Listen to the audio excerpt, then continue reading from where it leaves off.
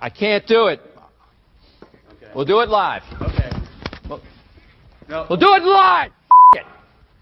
Do it live. I'll write it and we'll do it live. Thing sucks. Yeah, here we go. It's another edition of the Daily Puck Drop. It's February 5th. We do it every single day at 10 a.m. Coming up on the show today, Jim Moore is here. It's a Wednesday visit.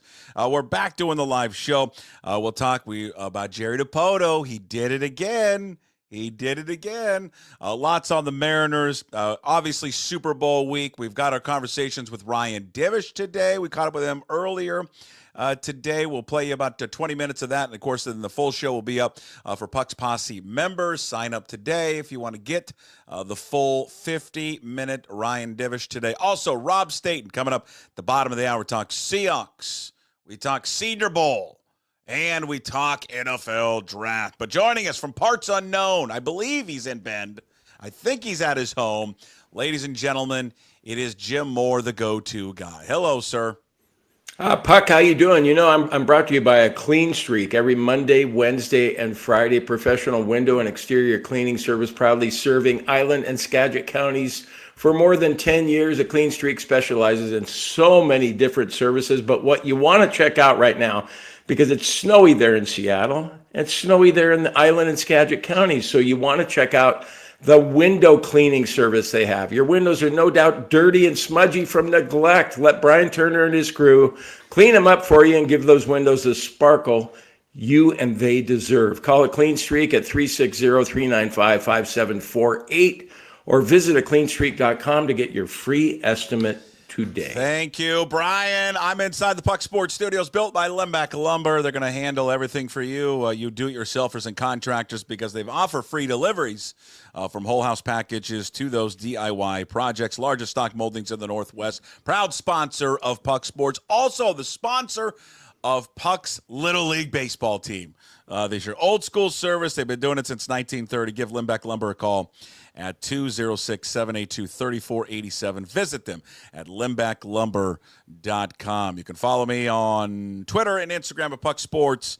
Also, we put our video clips up on TikTok at Puck_sports. And Jim, of course, can find him on at Cougs Go. All right. Is there snow in Bend? We've got a lot of snow here in Seattle. School was canceled today in Seattle. Well, I guess in-person school. They're doing remote learning. Remote learning. Okay. On the computer. No one's fired up for the remote learning. And you know what? Here's where I'm going to side with the kids on this one.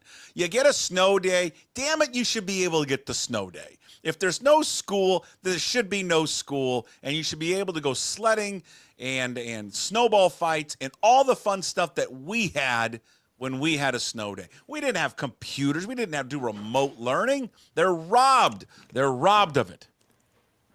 Yeah, but the thing about the remote learning is Kathy need something? Does Kathy need something? For listeners, if you're not watching, Kathy has jumped into the video. Does she need something? Are you guys okay? Have you started drinking already? Well, yeah, you know that I already have. I went to the D&D this morning.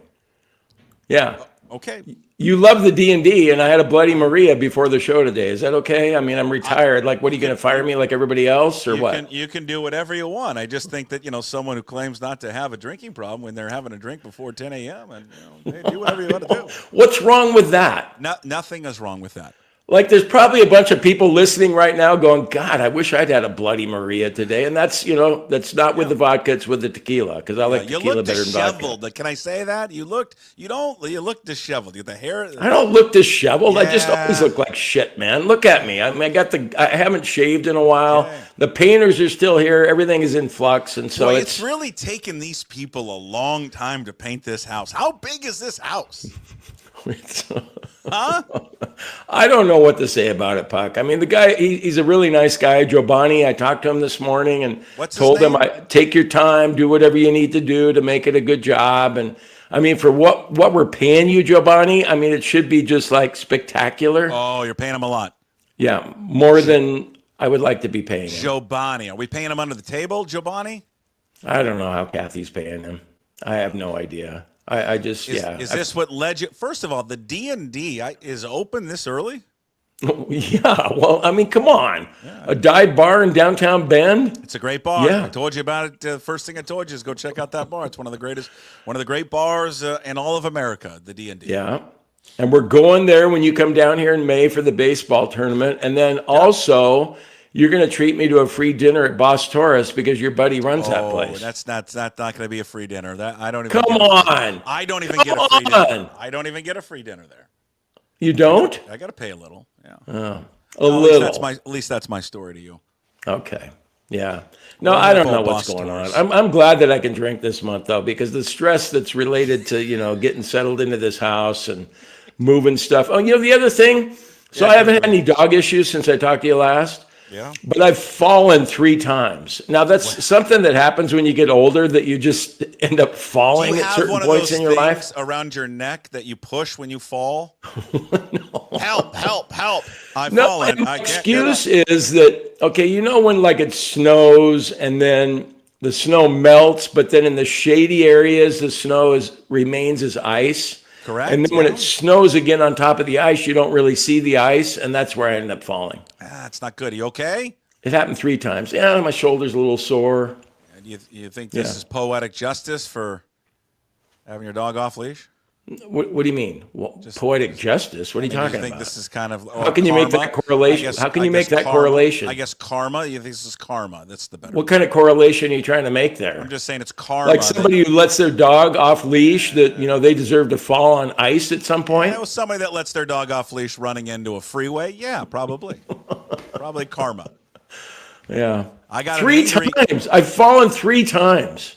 I got it. I got an angry email from somebody. About what? About my dogs? About you. Oh yeah. Well, what is it? Find it. I'm just gotta give me a second. I gotta find it. I gotta find. I'm a shitty dog owner or something? Essentially, yes. Ask my dogs what they think about me as an owner. I bet you they love you. Yeah, they do. Yeah, they do. For sure. Yeah, was not happy with you. Oh, okay. Because I'm a bad dog owner. Had to something to the point of I had to turn the show off because of Jim. Really? Well, who is the guy? Just tell him to listen on Tuesdays and Thursdays then. I think that's what they said. Yeah. Like, why do you have that old fuck? Why does he keep coming back? I think they'll say, I'll be back when he's not on. God, where did it go? Did I not save it? I thought I saved it because I was going to read it to you. Well, go ahead and paraphrase.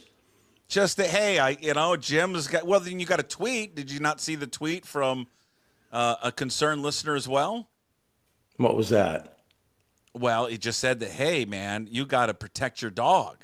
Stop having your dog run off leash. He addressed it to you. I don't know. Okay, every time I was at this storage unit, my dogs were perfectly fine until this time. I didn't know that there was like a 6-inch gap between the cyclone fence. No one's ever heard of and the storage unit.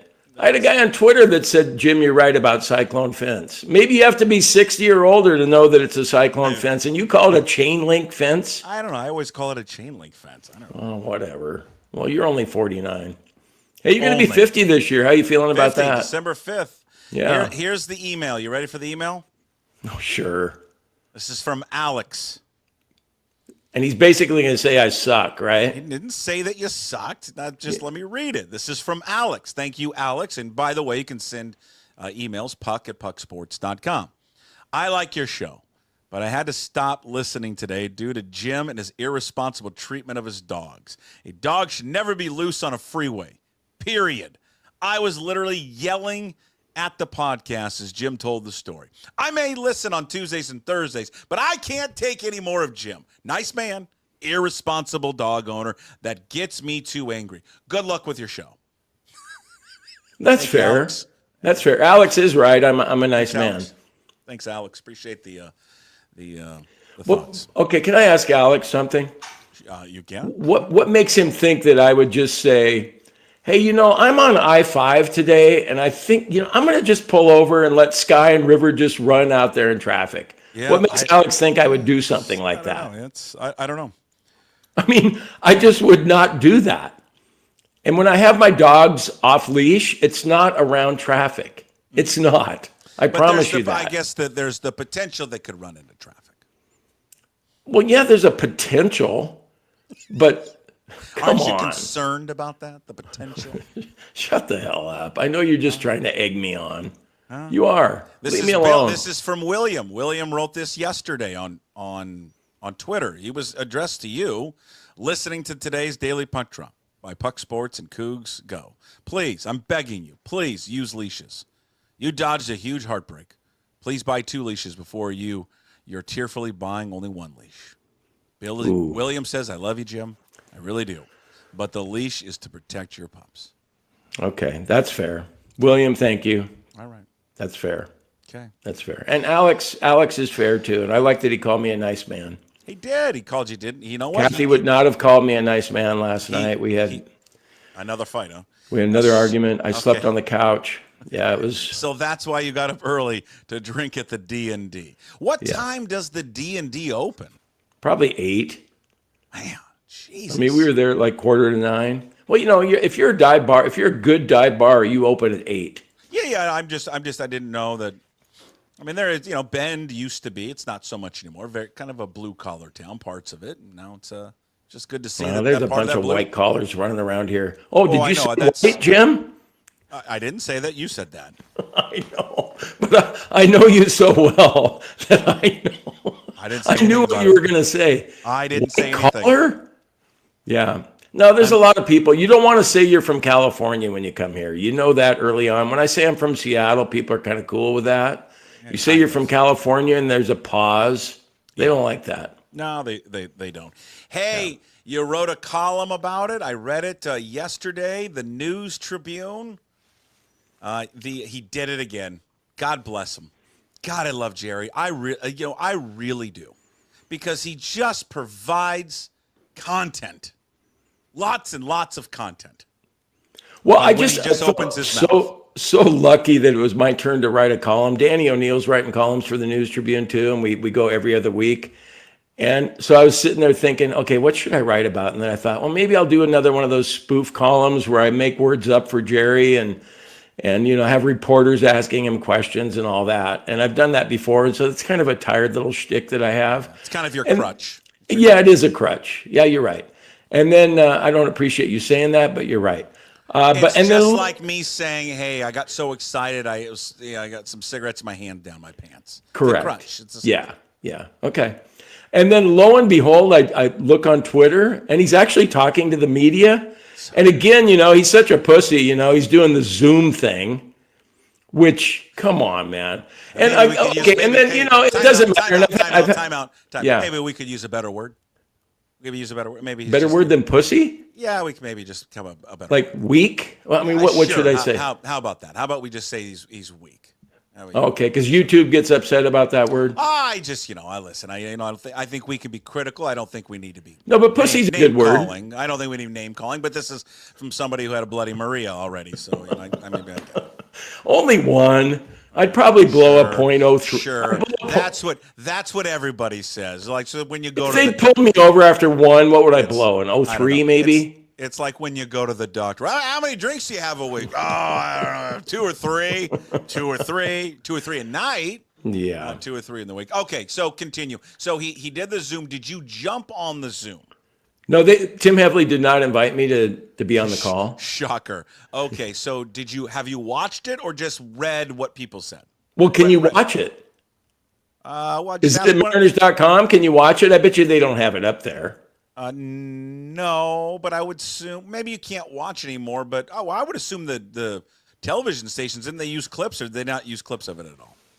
I don't know. Well, I'm not sure. Why don't you call? Why don't you text your good buddy Ryan Divish and ask Divish for the audio of it, and then you can listen to it. Okay, so can I tell you? Okay, so 2 things I don't understand about what Jerry had to say, and people that are Mariner fans probably already have an idea of what he had to say. There's only 2 things.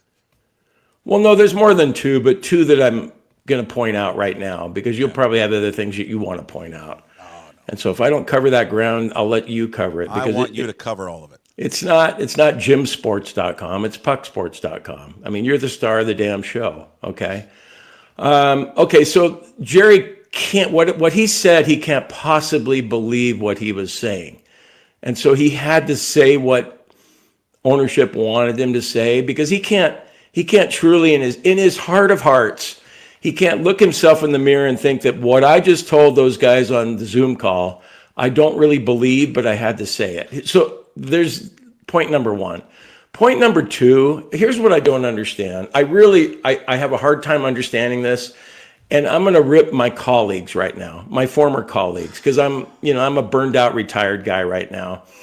But did anyone at any point in Jerry's bullshit session think to call him on it a little bit, in a nicer way than I would have back in my day as a reporter?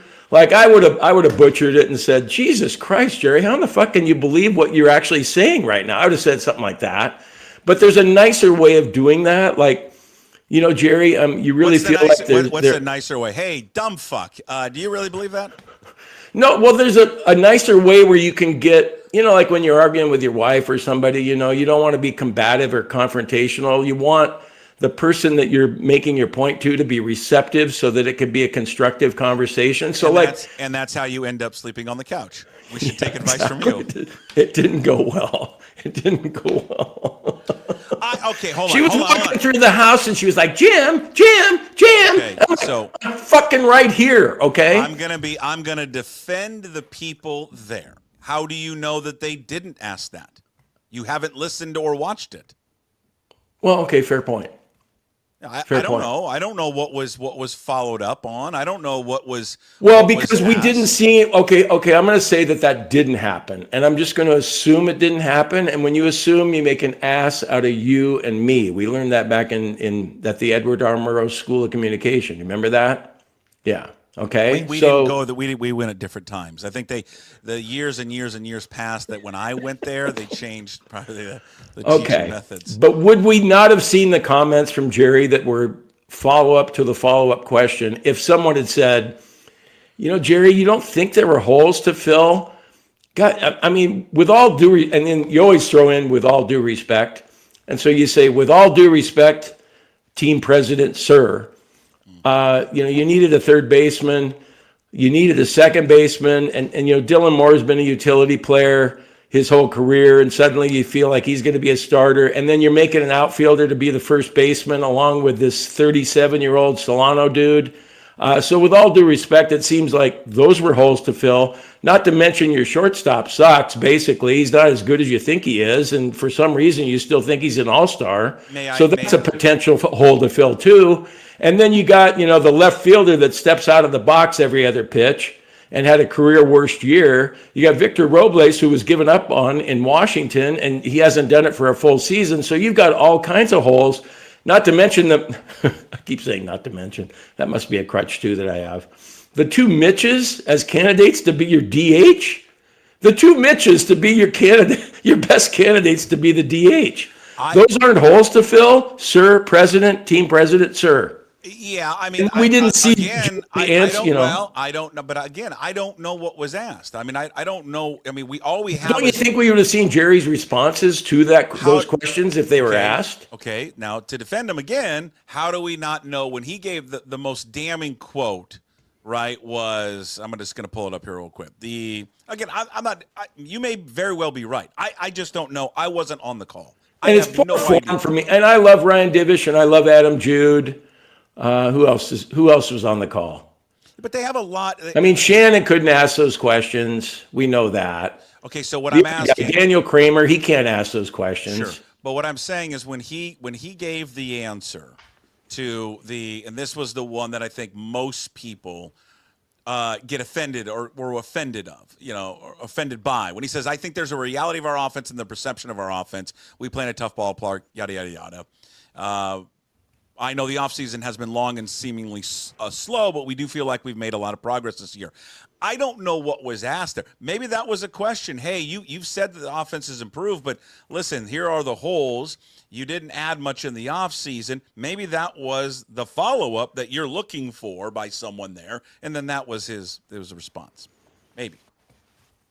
I'm going to suggest that we would have heard something on Twitter somewhere if someone had been, a jerk with a follow-up question like I would have been. Okay. Yeah. And I'm not giving myself credit for that because it was. Jerk is the right thing to do in a professional setting. In this case, yes. Okay, yeah. I disagree with that. I disagree with that. You have to be professional in this. I mean, we're not getting into name calling with the general manager of the team. I mean, I think you can. Well, no, okay, Puck. Wait a minute. Okay, you know what you always say to me? You always say to me, "You're not listening. You're not listening to me." Okay, I'm going to throw it back at you. I'm talking about not the way I would have handled it because I would have been a jerk and unprofessional. The way that Divish and Jude could have handled it, they could have been professional the way they asked it. And thrown in all those, with all due respect, sirs. Oh, okay, yeah, I agree with that. Yeah, okay, for sure. But again, I don't know. I'm not present to that interview. I don't know what was asked and not asked. Okay, but there can't be anybody that was in on that interview, and then later when we heard Jerry's comments, that felt like he was telling us the truth. Like he couldn't have possibly felt the way that he was telling us. He couldn't have. And okay, let me ask you this too, because I actually think about what I'm going to say before I come on the show sometimes. I know it doesn't seem like it, but I want to know what the Puckett crisis firm would have told Jerry and how he could have handled that better. And there's so many different ways. He could have just addressed it like, I don't know, in opposite of how he addressed it and come across much better.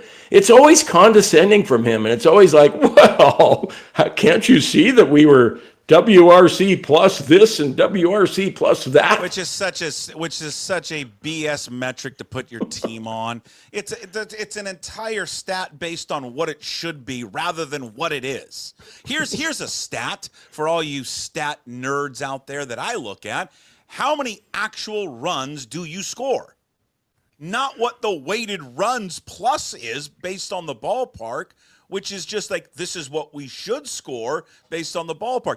I want to know what actual runs did you score? What actual runs did you score? And so you can cite all of these numbers, and I'm not saying they don't have a place, but at the end of the day, how many actual runs did you score? And this is where he is, he's just full of it. And again, a lot of this, he's defending the ownership. He's defending himself because he wants to keep his job. We know people like this. You manage up. You manage up just to keep your job. That's what he's doing. He's just managing up. He probably wanted to, if he could, throw. Here's what he would really have said. Why was it such a slow offseason? Well, I don't know. Our fucking stupid, greedy, cheap ownership gave us $15 million to spend. But I know, but Puck, what could he have said, though, that would have been okay with ownership and easy. Okay with the fan base? Easy. What's the question? Hey, Jerry, it doesn't seem like you did much to upgrade the offense. Your thoughts? Well, I think as everyone will probably appreciate our situation, and I think it's been publicly known just kind of where we're at financially and what we have to spend. And again, that's just the reality that we are in. Other teams are in different predicaments. That doesn't mean we still can't go out and add good players, because free agency still is not the only way to add players to our roster. We can also do it via trades and being creative in that realm. But again, it's on me to improve the baseball team. Do I think this offense that we've put together this offseason is better than people think? I do, but that's just how I feel. I certainly understand and sympathize with fans who want to win a World Series and want us to be a championship caliber team, that they don't feel like we've done enough. And again, I would just say, let's see how the team performs once the season starts. But I understand the frustration. I understand the anger, because in the 9 years going on our 10th year, we still have not delivered what our goal as a front office is. And that goal is to deliver a world championship. We believe we have the pieces on the pitching staff, but offensively, we just haven't reached that point yet. And we've got to get there soon, because we're going to run out of time with our starting pitching when they get more expensive. Now, when we do run out of time with that group, and ultimately if we don't reach our goals, then that is on me. It's not on anyone else. It is 100% solely on me. And I will have to face the consequences if we don't reach our goals. I mean, you can just take it all on yourself. Why is that so hard for him to do that? I don't know. Because that's perfect. That's perfect. And then you don't get 800 responses to Divish on Twitter, and most of them would be saying like, Okay, I get it. He's hamstrung by ownership, but boy, that's the best thing he could have possibly said given the situation. And yet he just butchers the fucking thing every single time. I don't know why, Jim. I don't know why. I don't know if he's being properly instructed on how to do it. I mean, because I'm telling you, well, he's the kind of guy that wouldn't take a PR person saying, "Hey, right. Jerry, here's how you need to handle this today." And I joke about the Puckett crisis form. There is an art form to doing it. I mean, and he thinks he's so damn smart, but he's not. If he was so smart, if he's as smart as he thinks he is, he would have given the statement that you just gave for him to give. Yeah, I mean, come on. I don't, and again, now to be fair, just like we were talking about the reporters, maybe he's been given this. Maybe the PR, whoever is working with him, maybe not the baseball information part, maybe there's a separate PR team that's telling him this. And yet he's like, okay, great. And then just goes off cuff. I don't know. This is the reason why he probably doesn't talk anymore. This is the reason why the media. Well, why'd they throw him out there?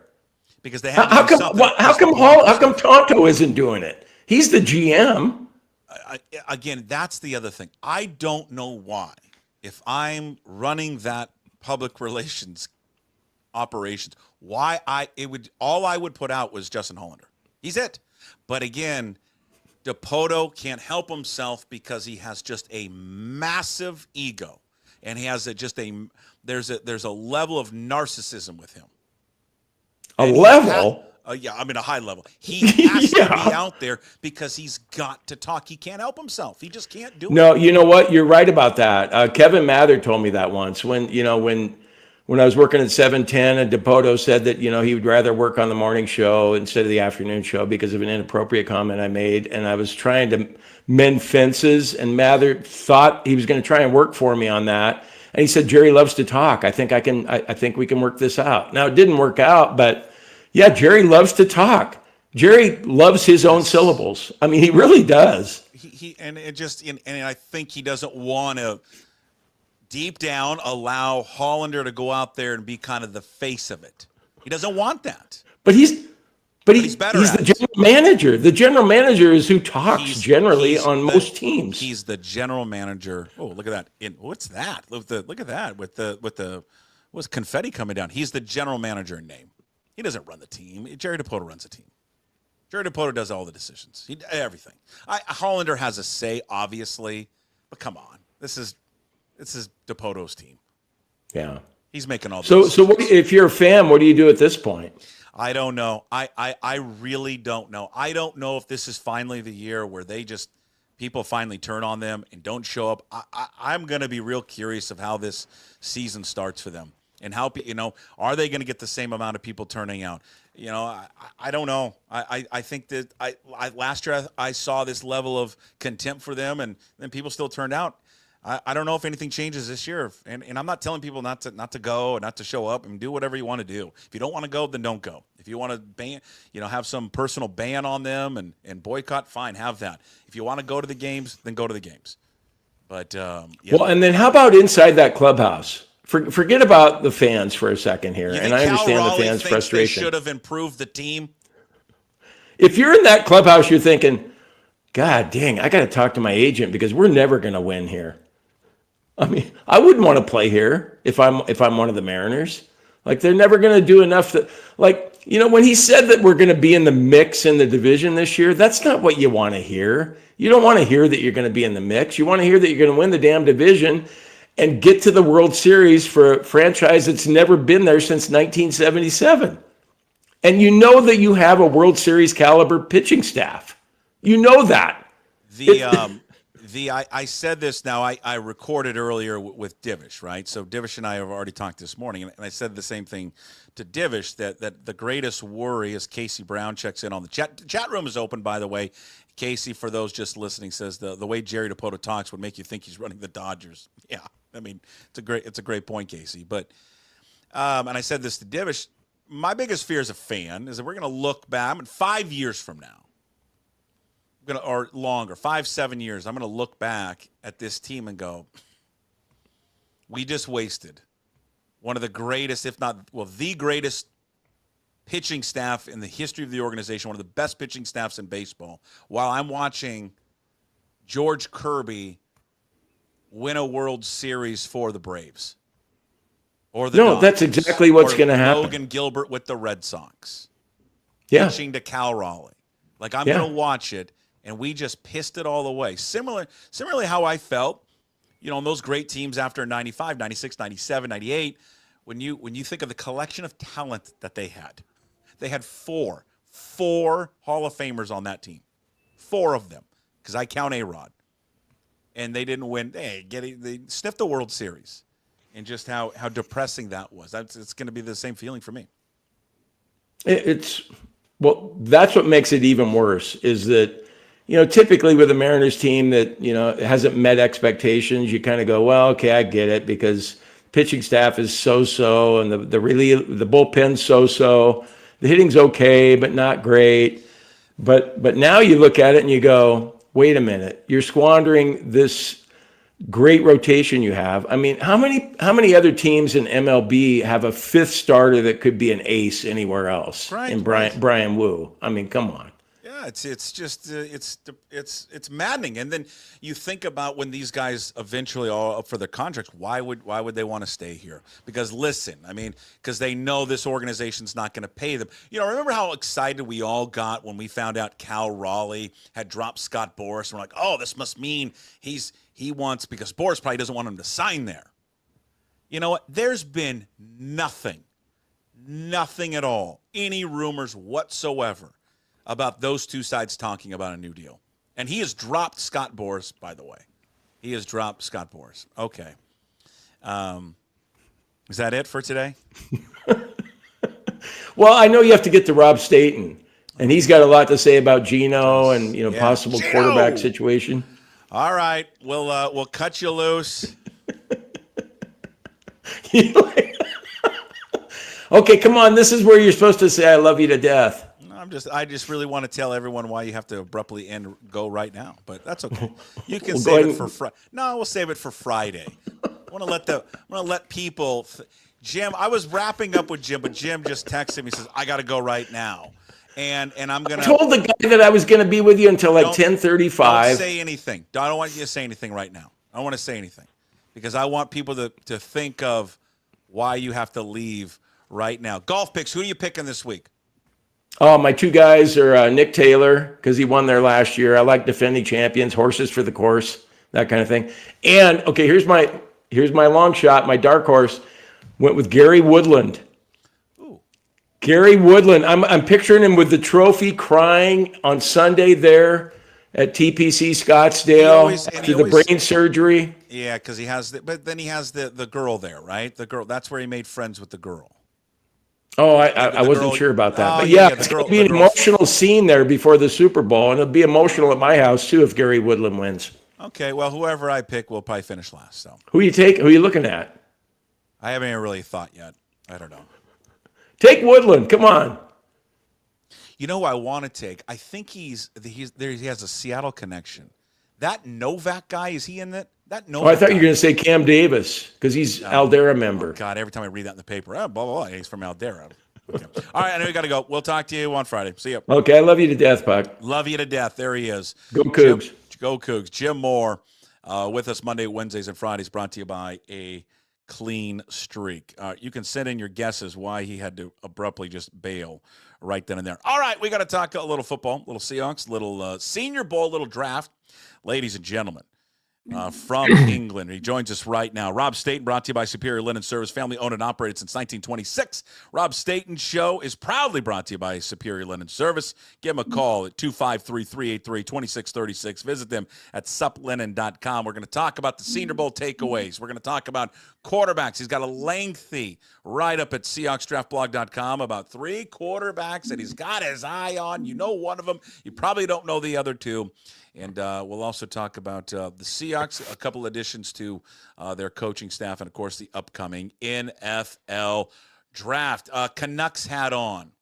That's right. Yes, big week. I forgot you lived up there. You lived in Vancouver there for a while. How is hockey? Is hockey a thing in London?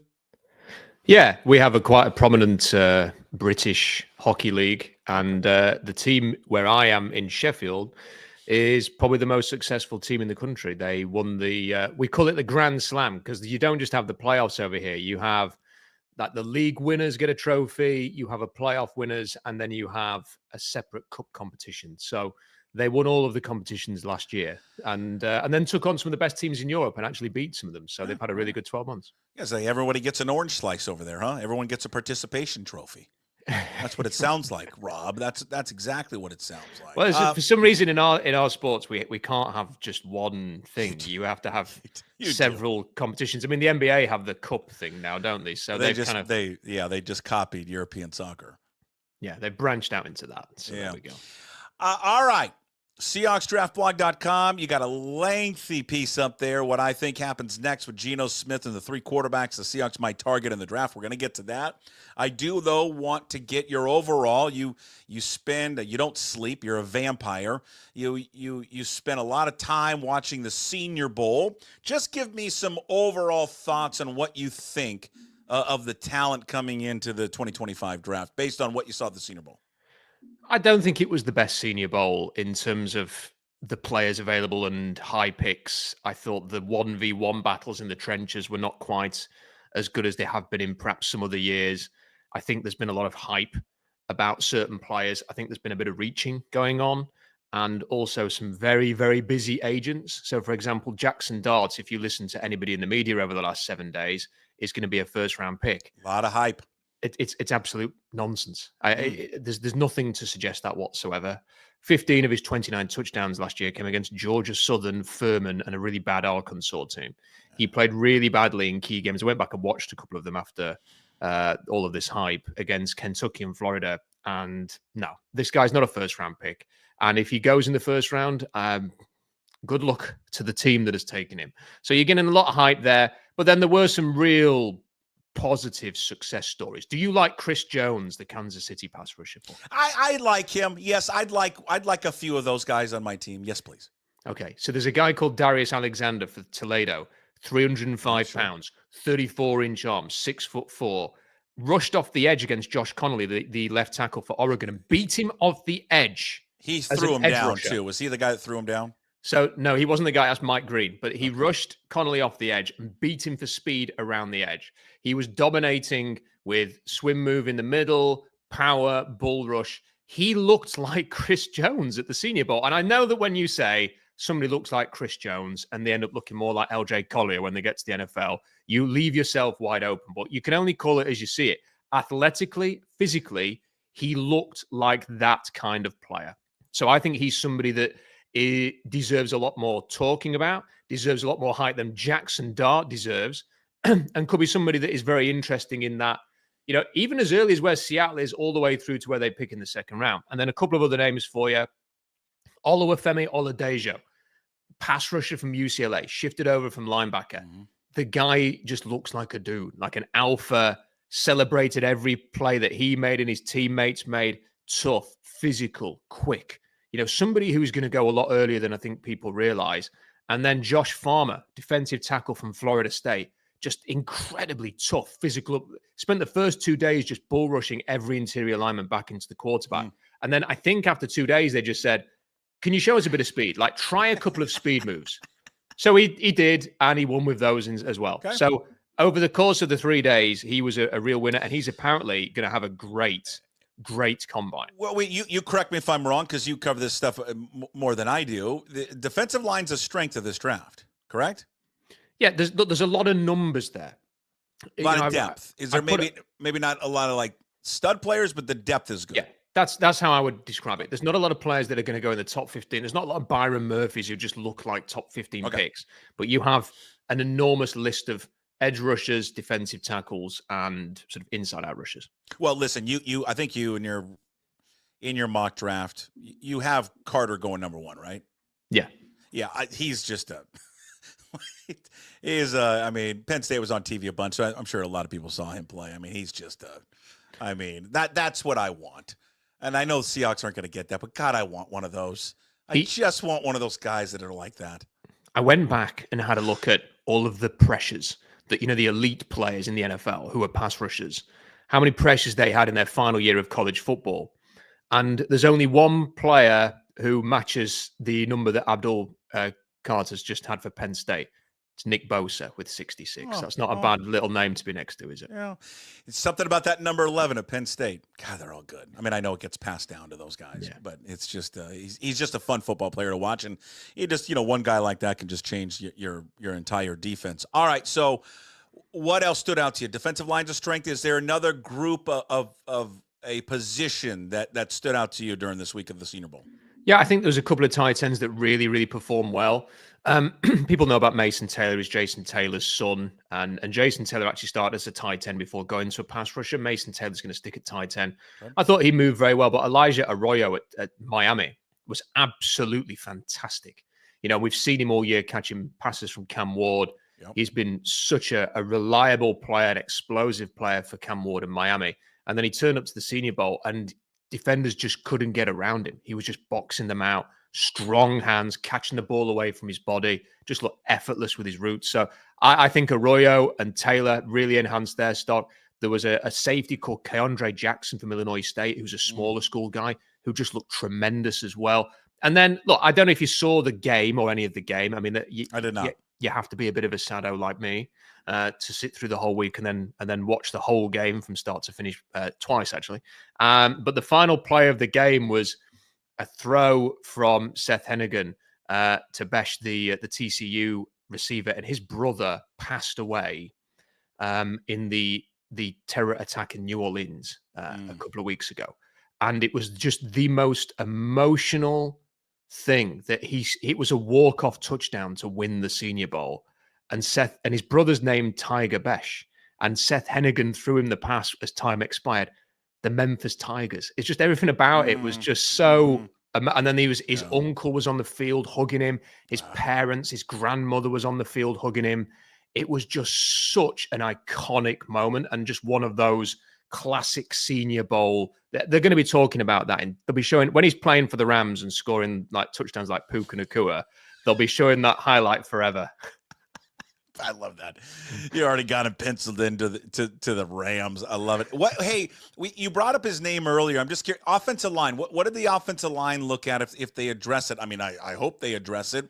How did Josh Connerly do? Because there's the video of, again, you mentioned he's getting beat around the edge. There's the video of him just getting shoved down to the ground. How did he look? Because he was coming into the Senior Bowl, coming into the draft as someone that, hey, keep an eye on, should be there when Seattle picks. Obviously, he's got a local connection. Rainier Beach goes to Oregon. Could he land in Seattle? Sounds like, just reading, that maybe he didn't have the best week. I don't think he personally had the best week. Now, he won the award amongst the players.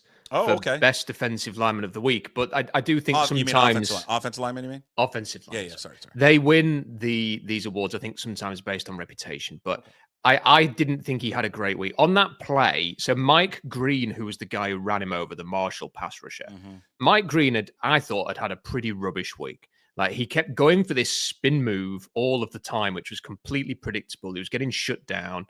It was really, really annoying. And then he gets one play against Josh Connerly, where Connolly's on the right side, not the left where he traditionally plays. He got his feet mixed up. He was off balance, and Mike Green just ran him over. Mike Green didn't do anything after that. He went home after 2 days of the combine. They didn't tell the Senior Bowl they were doing it. His agent went to ESPN instead. And I just think it's a poor show, because people will go, oh, yeah, but he doesn't want to get injured. He doesn't want to ruin his stock. What we've got to remember here is, if you get invited to the Senior Bowl, somebody else doesn't get that invite. They don't send out loads and loads of invites. I think if you're going to go, commit to going. Don't go. Have a pretty bang average 2 days. Have one good play that goes viral on social media, and then go, see ya. And correct me, right? He already had some issues, or at least some rumbling concerns about his attitude. I think that has been there, and he is small. He has a Vic Beasley body without Vic Beasley's length. So I think good luck to the team that is thinking he's going to go to war for you. So offensive lineman Puck, I didn't think it was a blistering week from the offensive lineman, which I'm afraid to say from a Silks perspective, there was a few disappointments. That Wyatt Millen was disappointing. I think Connolly didn't have a great week. Is that West Virginia, right? Yeah, the West Virginia guy. Gray Zabel, who I really like, and it would be, I would love to lean into saying that Gray Zabel had an amazing week like everybody else. I thought he had some very good plays, And I thought he had some losses that people ignored because once that hype train sets off, there's no stopping it. It just comes roaring into the station. Did I can't even remember. Was Banks there from Texas? No. Yeah, okay. No. He could be there, right? That when they pick? Is he projected around there? There is a feeling that he could go anywhere from as early maybe as 10 or 11 all the way down to to Seattle's pick. I think there is I'd say there's probably a 50-50 chance that he's there at 18. It really depends. So Tyler Booker, who I think would be perfect for the Seahawks. And he's from Bama. The Alabama guy. Yeah. There's been a few mocks putting him at 10, 16. Okay. And if he goes early, somebody else is going to last. And Kelvin Banks is the one that in a few mocks has lasted to number 18. And he would be a good pick. Okay. All right, let's get into your story that you wrote up at SeahawksDraftBlog.com. It's not the only one. You've got everything. You got a video breakdown. He's got a 3-round NFL mock draft. He's got his post-Senior Bowl 2025 mock draft, 3 rounds. He's got notes up there. Latest article, what I think happens with Geno Smith and the 3 quarterbacks the Seahawks might target in the draft. All right, before we get to the quarterbacks that you think they could target, we know one of them. We've talked about Quinn Ewers, but there's 2 other ones there. What do you think is going to happen with Geno Smith? I think the more that I think about it, I think there's going to be a smaller market than perhaps people think for Geno Smith. I think it could easily be a repeat of what we saw a couple of years ago when he signed his contract. And I thought initially that there could be a big push from Pete Carroll and the Raiders to go and acquire him via trade. I think in the last week, it's been made pretty clear who's running the show in Las Vegas. And it's not Pete Carroll, it's Tom Brady. Well, yeah. Pete Carroll is not giving shit. Pete Carroll, there's always talk about Darrell Bevel ending up there, and they end up paying $6 million a year for Chip Kelly. And Chip Kelly's like BFFs with Bill Belichick. So that's a Brady-inspired hire. They keep Patrick Graham. It's not one of Pete's old guys that's come back to be the defensive coordinator. So I think Pete is in a very different situation. He's no longer running the show. I think Tom Brady and the new owners and the new GM are running the show. So I'm not sure how keen they're going to be to acquire Geno Smith. And there's been a lot of connecting the dots between Coach Prime, Tom Brady, and his son. So that might be more likely than I thought. They've spent some time together. Shadeur has studied Tom Brady all of his life, apparently, and they've had a connection there. So I think that is more likely than maybe I suggested in my mock to happen, because I think now we've established that Pete Carroll might not be the decision maker there. Where did you have Shadeur going in your mock? Steelers. So I had him falling quite considerably and going to the Pittsburgh Steelers. But I think, if I was to do a mock this week, I'd probably put him at number 6 to Vegas, simply because like I say, I don't think it's Carroll who is the big decision maker there. So I don't know if Geno is going to end up in Vegas. And I know there are other teams that need quarterbacks and might be willing, but are they willing to give the Seahawks what they want? Are they willing to give Geno Smith what he wants? I'm not sure. So I think what will happen is as we get nearer to the combine, there will be a compromised deal, and it will just extend the year-to-year relationship that the Seahawks and Geno Smith have. Okay. So he's back. He's back. Somewhat good deal for him, but not probably what he wanted.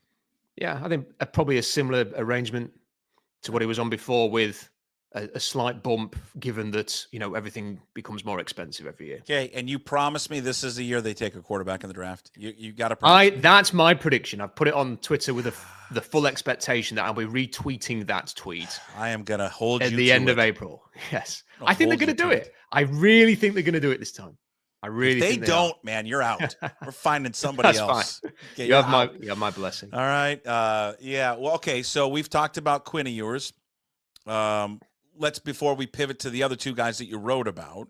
Yeah. What did anything change? Anything to add on you like Quinn Ewers? Anything to add to it? What you've seen? Well, look, I have a middle round grade on Quinn Ewers. I think the point I've always made with Quinn Ewers is I think John Schneider will like Quinn Ewers.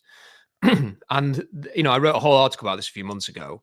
There's a few sort of things, and I appreciate there's a lot of connecting the dots here. But Quinn Ewers, if you ask Quinn Ewers, his favorite quarterback is Aaron Rodgers. He's not saying that because he genuinely likes Aaron Rodgers.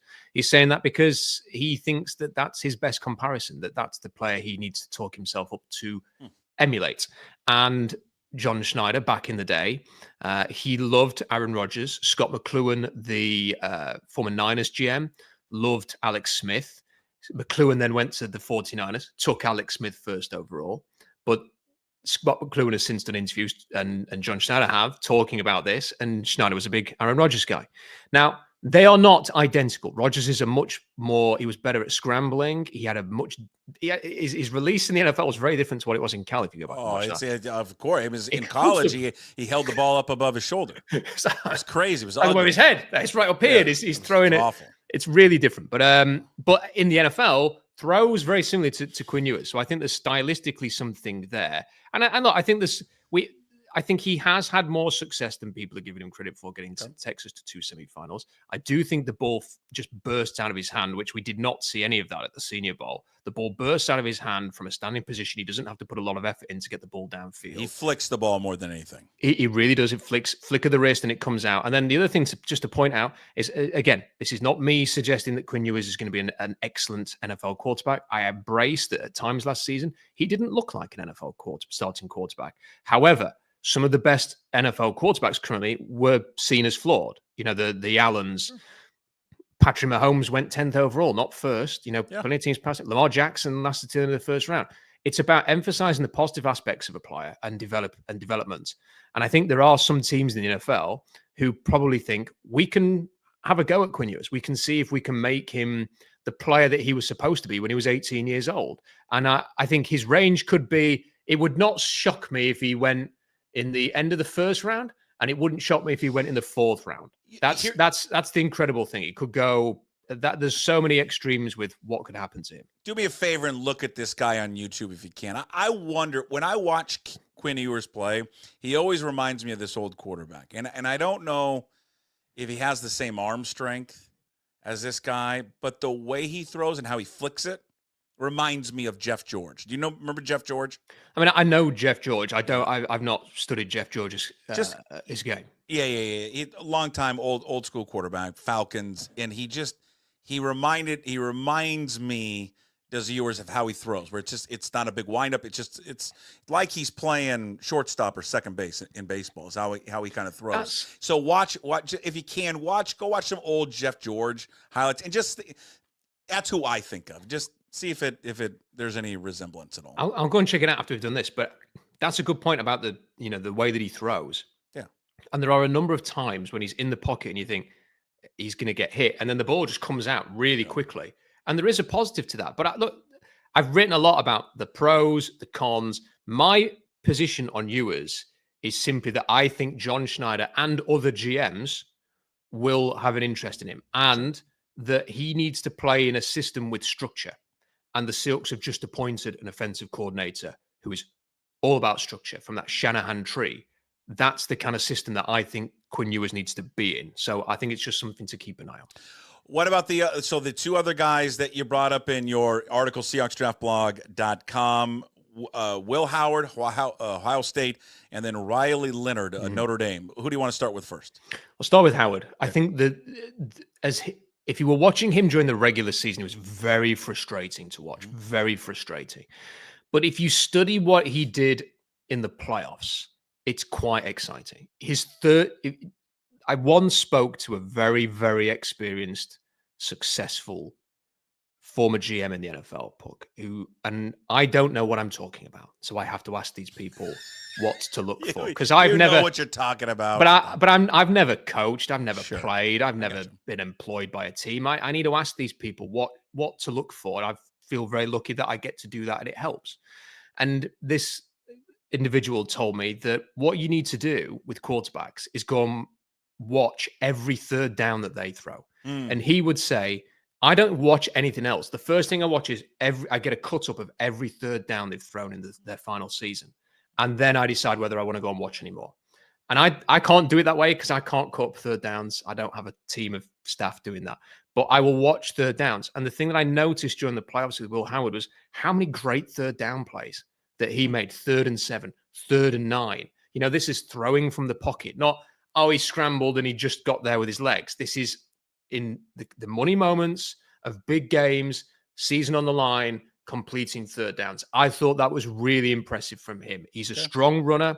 If you want to run the football and you want an element of this guy can get you a yard if you need a yard. Boy, the Seahawks needed a yard a few times this season. But he can scramble and he can break off runs. He has enough of an arm. It's not an elite arm.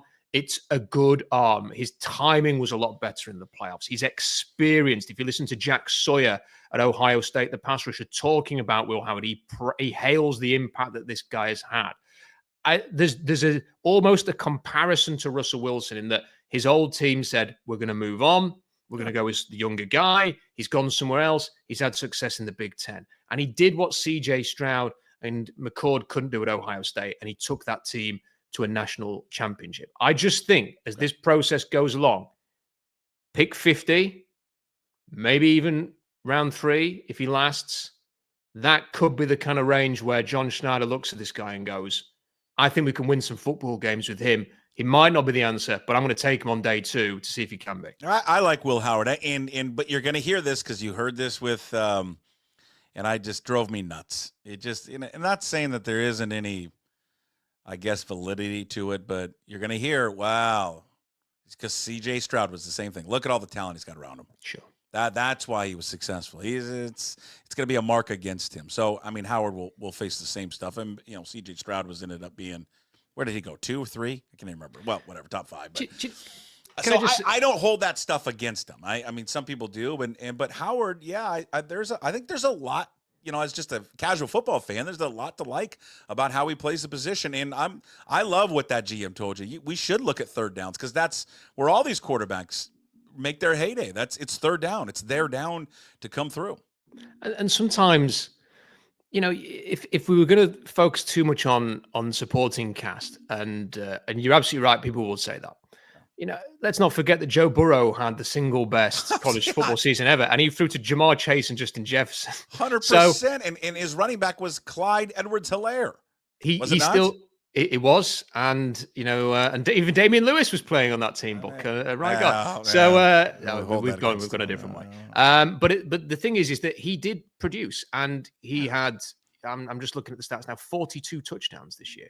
So he did produce, and Jeremiah Smith is undoubtedly, like if he was in this draft, he'd be the number 1 overall pick. He's an unbelievable talent, but he didn't just go to him. Like if he had all of the touchdowns and all of the catches, you'd say, well, that's fine, but he didn't. I was intrigued about Riley Leonard because when I think Riley Leonard, even though he's a little smaller, I think Taysom Hill 2.0. But give me your thoughts on Riley Leonard out of Notre Dame.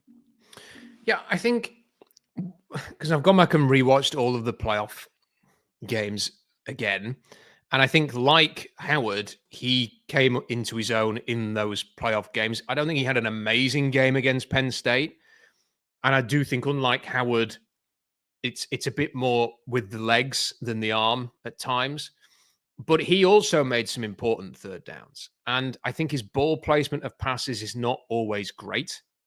I think there was even a pass in the Senior Bowl game, which was even completed and looked great on first flush.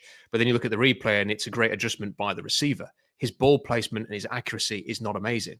But he is a great athlete. He is a plus runner. He can be a bit of a difference maker with his legs. And then he does have the arm to get the ball downfield. He is not Mahomes and Allen as an arm, but he can get the ball. He can throw a 45-yard touch pass for a completion downfield.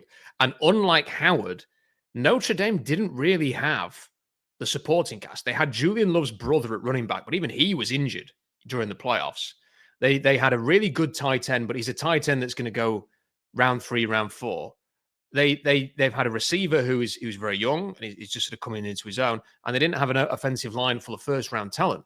So he's actually done a decent job. And as I was watching him, I just thought, do you know what? There is just something there. And as much as John Schneider has gone on about his love for Mahomes and Allen Puck, he is also, let's not forget, traded a considerable amount for Charlie Whitehurst, talked up Drew Lock, and traded for Sam Howell. So I don't think he's looking for perfection in a player. I think he's looking for certain traits that can be developed. And it has to be said that Leonard has those traits. So I think like Howard, from 50 to Seattle's third round pick, in that kind of range, could I see the Seahawks taking a chance on Riley Leonard? I possibly could, yes. Okay. All right. Well, it'd be intriguing. I mean, I think there's a lot of the intangibles that you like about him, for sure. You know, he's kind of he's got that smile. He's got that leadership quality that you love having from a quarterback. We'll just see if, you know, he can kind of refine, you know, some of the passing. Because I mean, in that game, especially in the national championship game, I mean, he had missing guys like wide open, like throwing it at their feet. He did, but at the end, he kind of came together for him at the end. You did. Yeah, I do like his toughness for sure. I mean, especially that first drive when they like literally leaned on him on every single play. All right, what else you got cooking before we let you go? SeahawksDraftBlog.com. What's coming down the pipe? Well, I've been speaking to a few people today, and I have got some interviews lined up. I'm not going to say any names, but I have some of the players in this draft who people I think will be very interested to hear from. So I'm looking forward to getting into all of that. Some guys who impressed in Mobile last week. We may have even talked about a couple of them over the course of this half an hour. When you interview these, are these guys that you think could be picks for Seattle? I mean, typically, yes. I like to try and interview one who could get picked by Seattle every year, and then more often than not, they end up with the Niners or the Rams instead, or the Ravens. So, or the Chiefs. There's a couple of guys who are playing in the Super Bowl, like Milton Williams. Yeah. For the Eagles, I've interviewed Leo Chanel, the linebacker for the Chiefs. I try and find these guys. And how did my guy Kyle Williams look? Oh, he was very good. He was one of the winners. Yeah, I mean, I should have mentioned him. He was one of the big winners. I thought the receivers running their routes, they were taking forever to get into the breaks. Like, just do something, you know, try and get open. And then Kyle Williams would step up there, bang, immediate release, impressive, getting open. For me, was the most impressive receiver that I saw. Good for him. He's just, I don't know where he's going to go, where he's projected to go, but he's going to be a steal. He's going to be a steal for somebody. Great.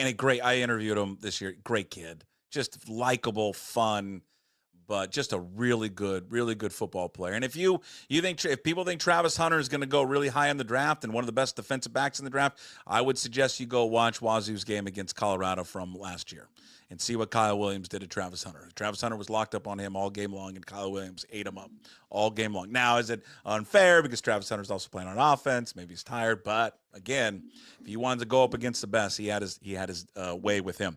All right, Rob, go read all of Rob's work, SeahawksDraftBlog.com. Rob Staton Football on YouTube.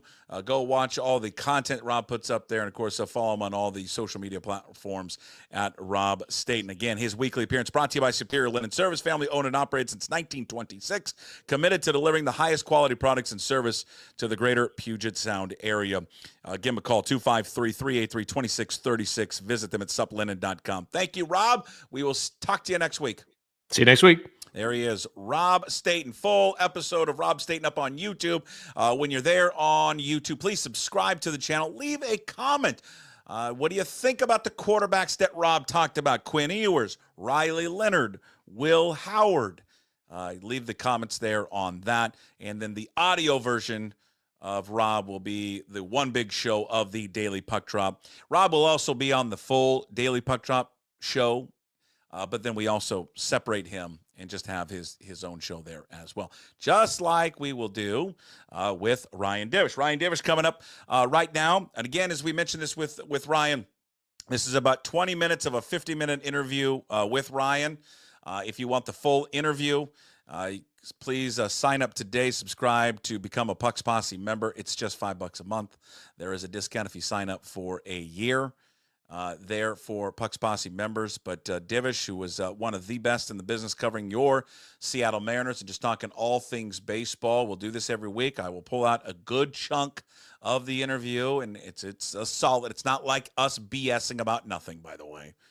So again, for you, those who want just the free version, you certainly still get your money's worth. But if you want your real money's worth, sign up today to be a Pucks Posse member. Again, just $5 a month. All right, Ryan Divish and I, brought to you by Chalet Bowl. What's the topic? You know what the topic is. The topic, and we started right away, Jerry Dipoto. He's up to his old tricks, and I love him for it. Again, he did it again. God, he's the gift that keeps on giving, Divish. I love him. For you, yeah. For me, it's just fodder for the Twitter nuts out there. Well, yeah, it's. The thing is like in the moment, when he's talking, okay, you might as well let him know. Like, so obviously everybody knows Jerry Dipoto made he had a Zoom conference call the other day, right after they made the Jorge Polanco signing official. I mean, I think with no pre-spring training luncheon anymore and everything else, I think we're kind of like, that was our kind of last chance to talk to him before spring training starts. And I wouldn't say it went off the rails, but it didn't go maybe as well. Because like when you're on Zoom and like, it's not a free for all, and it's hard to follow up, but like you ask the question, and then he answers. And then like for me, I'm listening, but I'm also trying to, I'm working on a story on it, taking notes. And then he gives kind of long filibuster type answers. So you don't pick up everything he's saying. And he also does the Russell Wilson thing where he lists everybody on the roster and everybody in the organization as well. And so then like you miss certain like phrases or one sentence here, like, in a 7 or 8 minute word answer, you might miss something. You're like, ooh. And so like when I went back to listen to some of it, or I was going through the transcript, I'm like, wait, did he really say this? And then, for a while there, I thought that maybe Twitter was overreacting because that's what they do, especially Mariners Twitter, especially to anything Jerry says, like it's just automatic. And then I went back and listened to it all again. And then looking at it on paper, I can see why there was some anger. And I'm just like, oh man. And then I texted with Jude and Calkins and Burrell. I'm like, so we probably won't hear from Jerry till when? Like, does anyone prep him? I think so, but I don't know who is in charge of prepping him. Because I'm telling you, I will provide my services for free. Oh yeah, you're the Puckett crisis firm, and I'm the consultant of common sense, and you're the crisis firm. It's common sense consultant. It's so easy. It's so easy. It's not difficult. It's a game. We didn't do enough. It's on me. We're gonna get better. We just couldn't pull off enough deals, and the market just wasn't there for us. But hey, it is what it is, and we've just got to, it's. I take the onus, and I don't think we did. I think we improved our team better. I think the team's better than the rest. Maybe the fan base thinks, maybe the media thinks, but perception is the perception. I mean, take it on yourself. It's so easy to do. It's just like, you could say like, look, we might have overestimated or underestimated the free agent market and what things cost. We thought we had a couple deals in line, and at the last minute they fell apart. We were able to go out and get a couple players that we still think makes us a little bit better than what we were before. We're going to need players that maybe had down years to bounce back for us to be competitive. And then we'll continue to try and find ways to make it better until then. And if anybody is still interested in making a trade, we'll still listen because we want to get better, but it wasn't the way we wanted it to go right now. Yeah. I mean, it's just, but when you come out and he just, and listen, I don't think they should not look at the last 6 weeks of the season. 34 games is 34 games. Now, the bigger sample size is the majority of the season, but I do believe there were positive trends in the last 34 games.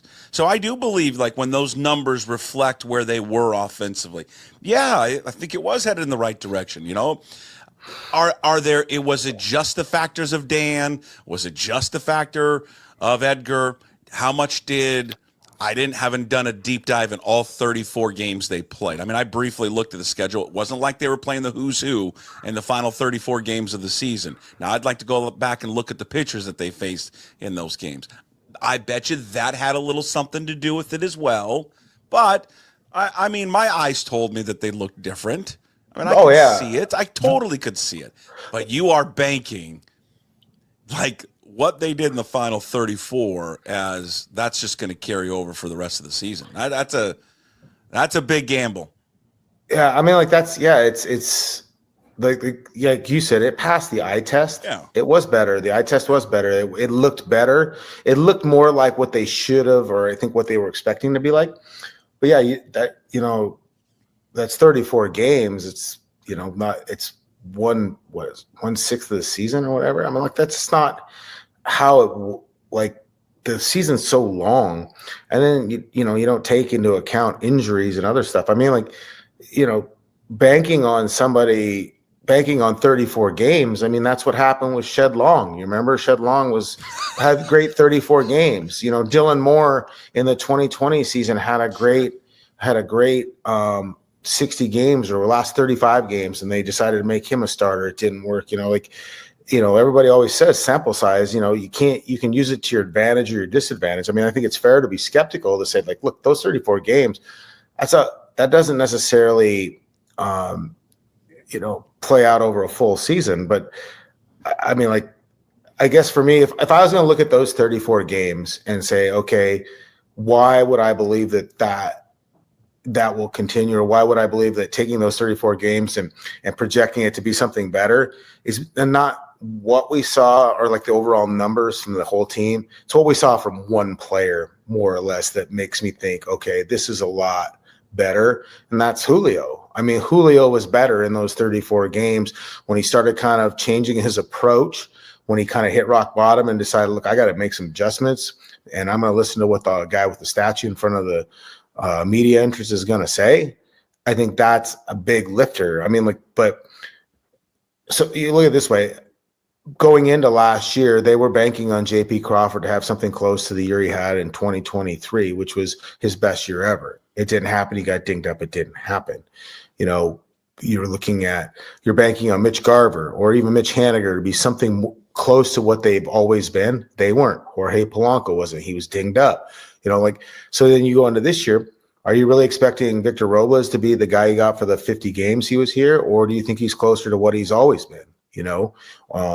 Randy or Rosarena, if you look at his numbers, they weren't great. They weren't outstanding. And they certainly weren't what he was 3 years ago, which is precisely why the Rays traded him, because they thought his approach and his skill, or his approach and his production was diminishing while his contract was escalating. So you can go through the list of guys and sit there and say, yeah, there are potential pitfalls with all of them. I mean, injury being every one player, but like there's nothing to say of the team that's, the projected roster to sit there and say, okay, these guys are all going to be this, because that's not how baseball works. And, none of these guys that they have on their roster have been consistent enough to earn that label, except for maybe like Cal Raleigh for the most part. And he's been the most consistent one out of all of them, because, he's not, the fluctuations haven't been huge. He still hits for power. He doesn't have a huge average. He's still pretty clutch. He still plays a lot. But the rest of them, you don't know. I mean, that, at least from the position player side, like the pitching side, Logan Gilbert, you know where you're going to get, sure. And George Kirby, you look at those guys that are younger, you see the trajectory going up. But like from the position player side, like to sit there and say there's evidence that these guys will be something what they've always been, or trending in the right direction, or even evidence of a bounce back. I mean, like that's the thing. Like Polanco, Garver, Haniger, if they're on whoever's on the team, these guys that were down last year but were getting older. Bounce back seasons are more difficult as you get older, because it's just that much more difficult. So,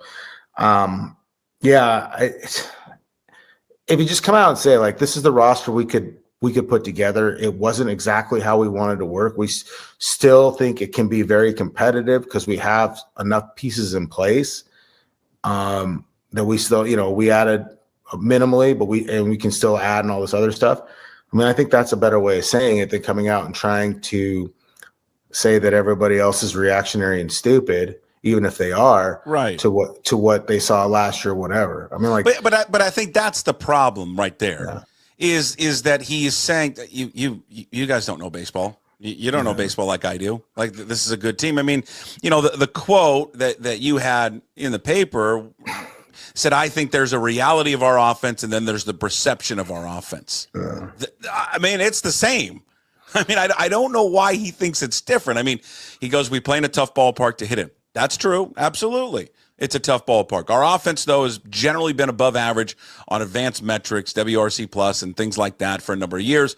Last 3 years, we've actually had a very stable offense that's particularly good on the road. We didn't feel like we needed to do a whole lot, but to find ways to support the group that we had. I know the offseason has been long and seemingly slow, but we do feel like we've made a lot of progress last year. I mean, that's the killer quote. I mean, it doesn't take much of to look up what his road splits last year were. I mean, they were 20th in batting average. They were 12th in on base. They were 15th in slugging. They were 13th in OPS. They struck out 25% of the time, and their WRC plus on the road was 13. I think at home was 11. So again, he's not top 10 in anything. Not one category is he top 10, and that's just on the road. And then off, overall, they were 21st in runs, they were 25th in slugging, they were 27th in doubles, they were 29th in average, they were dead last in strikeouts. I mean, that is not a good offense. I mean, no, maybe he's trying to pump his team up. I don't know. Well, it's honestly it's like saying we were less terrible on the road because we were god awful at home. Yeah, that's the thing we were, and I think some of the top 10 stuff. I think he mentioned a 3-year span, but when you're evaluating players, you use 3-year spans, but with teams, can't use a 3-year span because not even they're remotely the same team. Well, yeah, exactly. Almost every year it changes. And then it does even out, but what you're trying to address is how do you make the team from a year ago better, the following year. And sometimes those 3-year totals or the 3-year averages don't pretend. I mean, because like we said, Mitch Garver's 3-year average probably says he's a pretty good player, but he's getting older every year, especially with guys that are over 30. So, I mean, to me, I look at it this way: how good were they at generating runs per? I mean, it's a simple stat, but runs per game. I mean, in a lot of ways. I mean, because you can take any stat or any analytic and use it, and if you use the right dates or the right metrics, it can give you the information you want to hear. But you have to take the whole of it. And to me, you can use runs created and all that stuff. It's a nice metric, but how about actual runs scored? That's what drives me nuts about that stat. That's what drives me nuts about it. Yeah, I mean, I understand it. It's the weighted runs. Oh, fine, great. It's fine. It's a good metric to have, but it can't be the only one. You can't lean on that and then tell your fan base, well, just because we didn't score a lot of runs, we were supposed to. Yeah, in the weighted run created, we would have scored if it was weighted properly. But doesn't. Well, because he's like this is like a computer game to him. This is it's not real. It's not real life sometimes. He even talked about how and I'll find the exact quote. Maybe if you remember it. Hey, we've already seen the early projections on the win totals. We're feeling pretty good.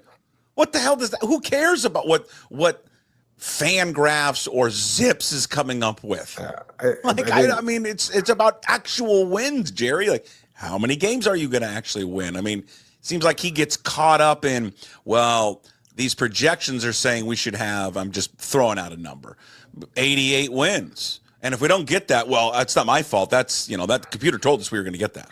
Well, it's even the weighted runs created thing, because they bring in the park factors and all that other stuff. So it's you should, but at the end of the day, this is your park. You have to play and you have to find ways to score runs, and it's going to be difficult. And they admit that. Sure. I think probably more than I've ever heard people within the organization publicly blame the park or publicly use the park as a reason for lack of success. Yeah, but you can't have it both ways too, because it also benefits you immensely. Oh yeah, no, yeah, it totally benefits the pitchers.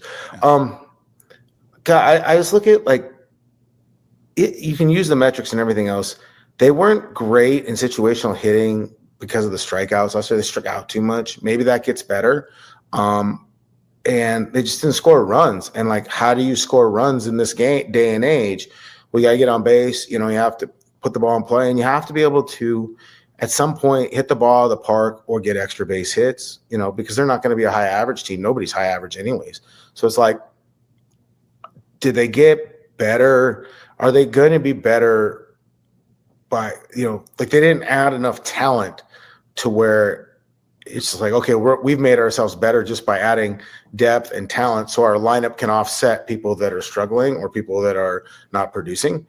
And so then now you have to turn to your approach and your philosophy, and then like what guys have always done as a way to say, well, look, no, we can still be good because he's always been this way. This was an anomaly last year, but like when 5 guys have an anomaly seasons, you have to adjust and think, well, maybe at least 2 of them, this is who they're going to be moving forward. And you once again are saying, and I agree with this, and you touched on it earlier, that a lot of this has to do with 44 and how is he going to come out of the gates, right?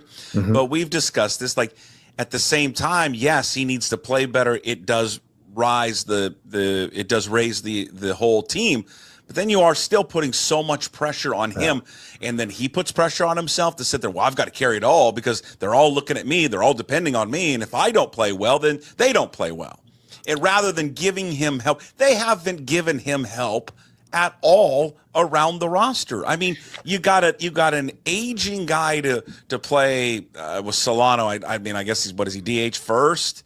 Okay, you got that. You are banking on Polanco, who just had, again, knee surgery. So who knows how he's going to react to that? I know what they said, but we have to see it.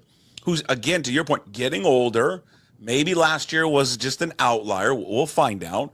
But I mean, other than that, they just didn't add anything to improve the baseball team. They added what ifs, cheap deals, because that's all they could afford.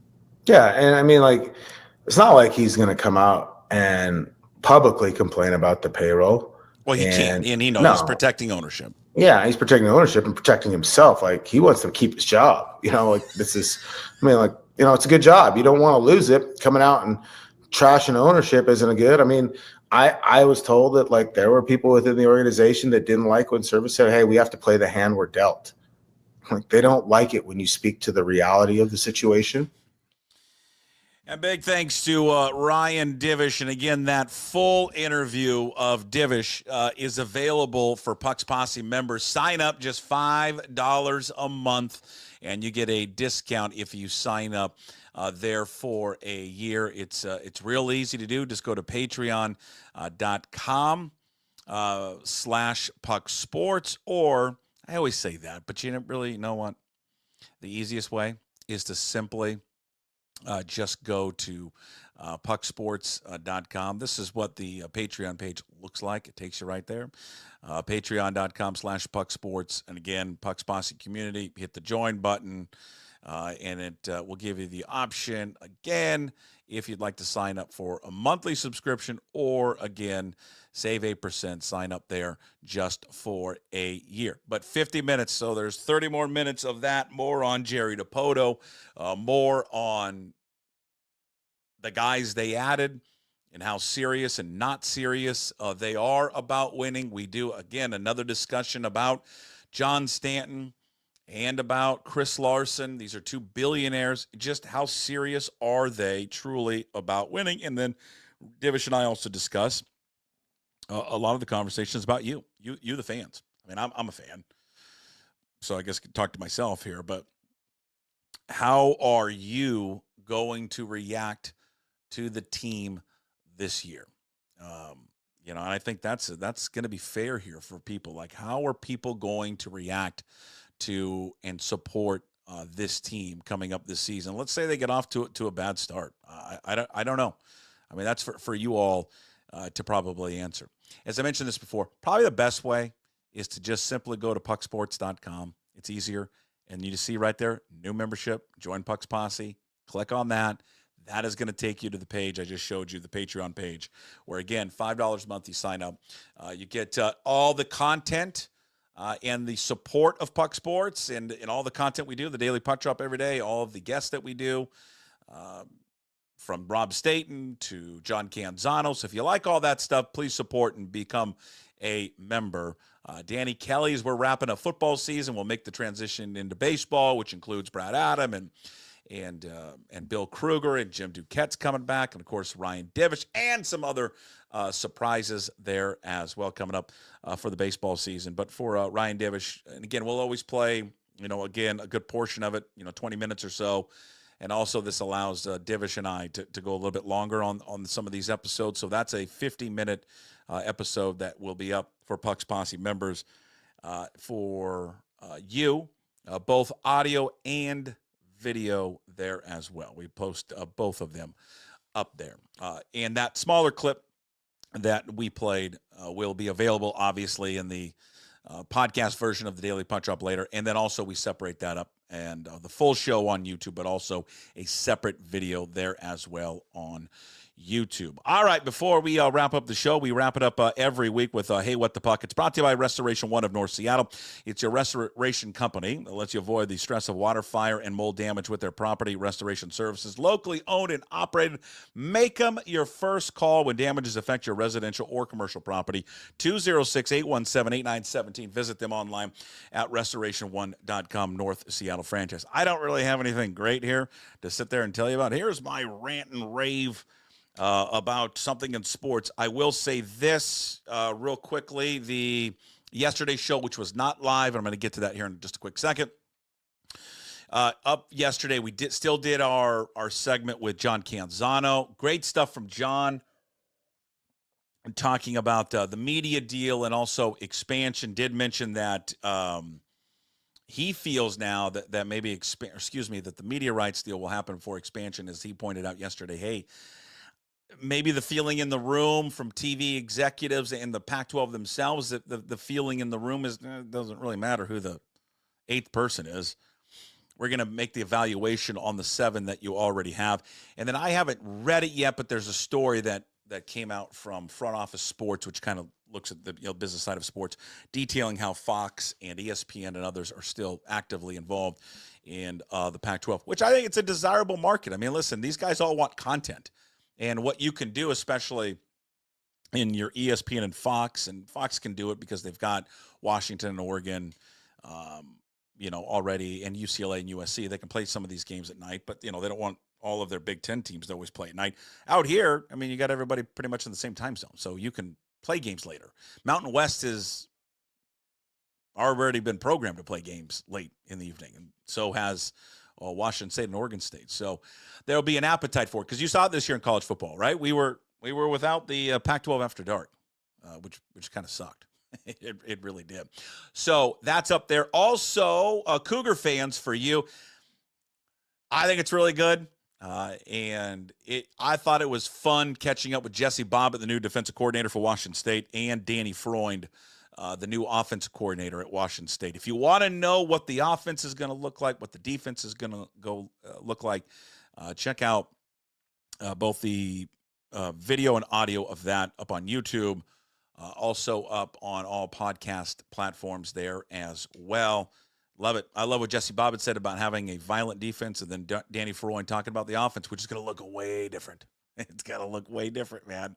It's going to be odd to watch them at times under center and then running the football. Talked about having a physical running game, but also, being explosive there in the passing game and offense. All right, real quick, and I'm not going to dwell on this too much, and I just have my personal reasons why I don't want to dwell too much on it. One, because it's just immensely personal for me and our family, and then also just I'm in a weird position, right? As someone who I guess is technically a public figure, I don't like talking about myself and talking about stuff that is happening in with our family.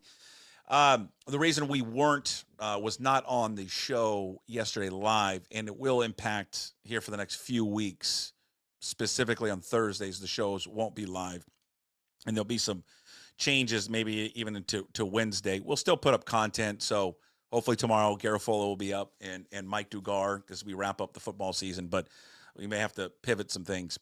I traveled over yesterday, left, what is today? Today Wednesday? Monday night after basketball practice to travel to Pullman to go to Washington State. Our dog, Maple, who's 13 years old, is very sick. She's got a very serious form of cancer, melanoma in her mouth.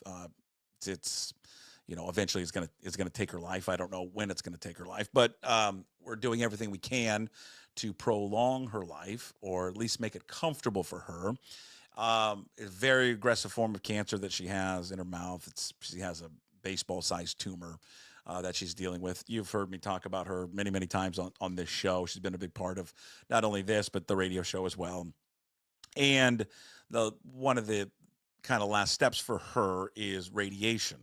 And in the Pacific Northwest, there are like 3 spots for radiation, which is, I don't know why there's nothing in the Western Washington, but there's only 3 spots. One is British Columbia, Vancouver. I'm not going to drive over the border. Number 2 is in Portland, but I don't like driving down to Portland, and the cost is out of control in Portland. The 3rd one is at Washington State, and they're world-renowned veterinary hospital and veterinary and school. It's one of the best in the country, and it's a fraction of the cost. So we went over there, or I went over there Monday night, stayed the night. She had an appointment yesterday. That's why we weren't live, because I just had to tape the shows in the morning, or tape the just Cans On in the morning. The Cougar stuff was already recorded. And so I can't do it live over there. It's not possible. And so she got seen. I'm going back today. In fact, I'll be leaving about an hour or so to drive back there. She's going to start her radiation treatment tomorrow. So tomorrow morning, that's why the show won't be live tomorrow morning. And just to update people, so this will happen probably for the next 4 weeks. I have to go over there once a week to take her over there. So I'm just I don't like talking about this stuff because I personally don't like, discussing it. I mean, she's a huge part of our family. Our family's obviously having a tough time with it. Anyone that's had a dog that you loved, been in your family for 13 years, yeah, you know what we're going through. So, and it's a weird thing. I just don't like bringing attention to myself. Because it's like, we feel so bad for you, the kind of the pity thing. And I don't know why that bothers me. It just does. But you, the audience and viewers, needs to know, because it affects, hey, why aren't you on today? Why is it different? What's going on? Are you changing something?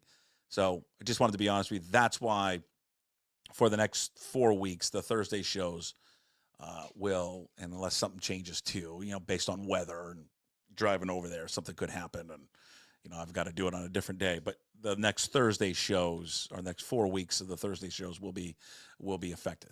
We'll still put up the same stuff, but again, you just won't have a live version of it. I know many of you understand, but just wanted to let you know. All right. Thank you in advance for anyone that reaches out. Again, just wanted to update everybody on that. Hopefully that she'll be okay. Thank you to everyone who joined today.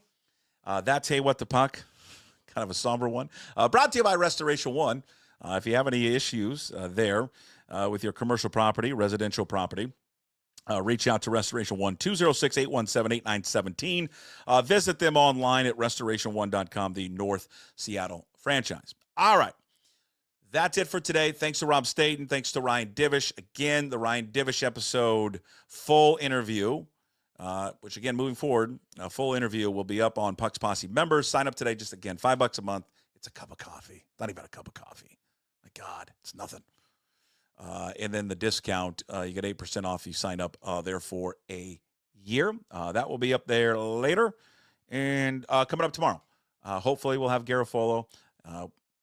His schedule will be pretty busy. I got to time things up when to do it tomorrow with him, and get some thoughts from Dugar there as well as we wrap up. We haven't done much Super Bowl stuff, so we got to get Garofolo on to talk Super Bowl. All right, we'll talk to you tomorrow. As always, promise to be better. No shoes, no ties. Would anybody like to smoke some pot? Yeah. I was born to love you. I was born to lick your face. I was born to rub you. But you were born to rub me first. What do you need my address for? We'd like to send out a mailer. Mother of mercy, I don't speak Japanese!